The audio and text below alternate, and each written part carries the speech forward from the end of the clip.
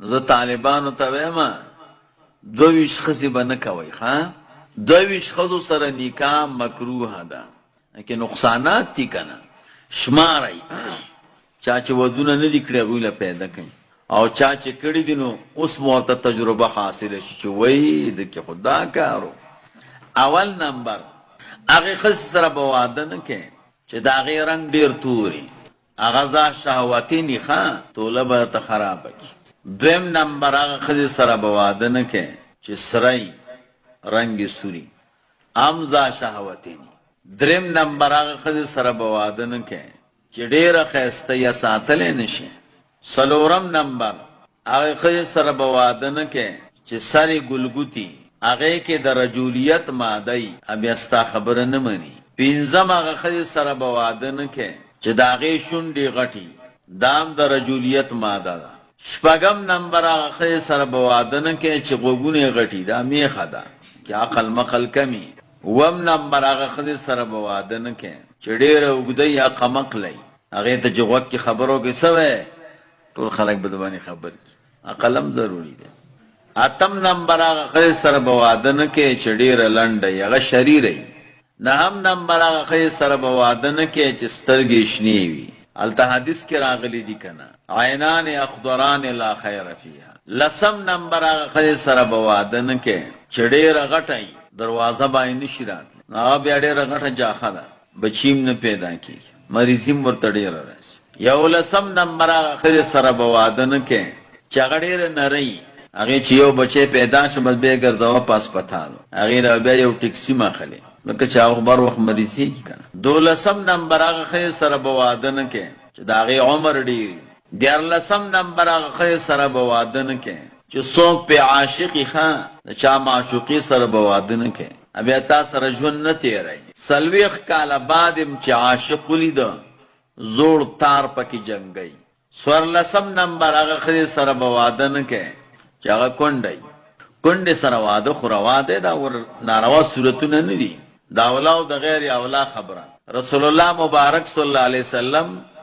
ټولې بیبیانې کونډې کړې وې بغیر د عائشې صدیقې رضی الله تعالی عنها او د حضور مقصد خو امت ته دین رسولو کنه پنځلسم نمبر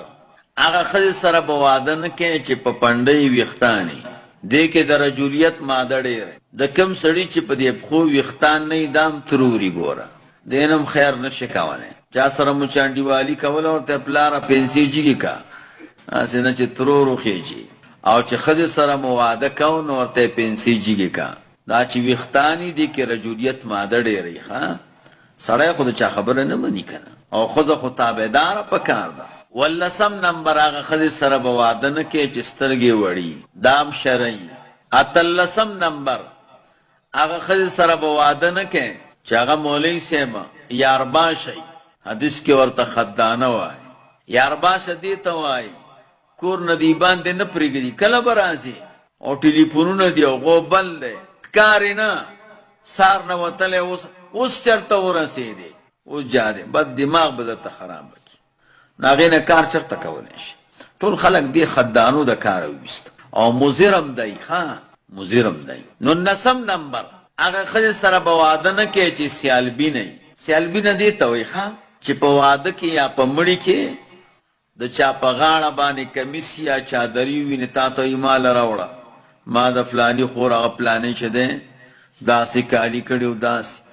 د سړي حالت ته نه ګوري خو خپل شوق پوره کوي شلم نمبر هغه ښځه به نه کوي چې مکاره یي بنګنه هر وخت سر تړلی سر مې خوږېږي او پښې مې خوږېږي او دا ته چې کور کې نه هېڅ نه یي خو چې ورشي بس کار مې وران دی او سر او پښې او ورش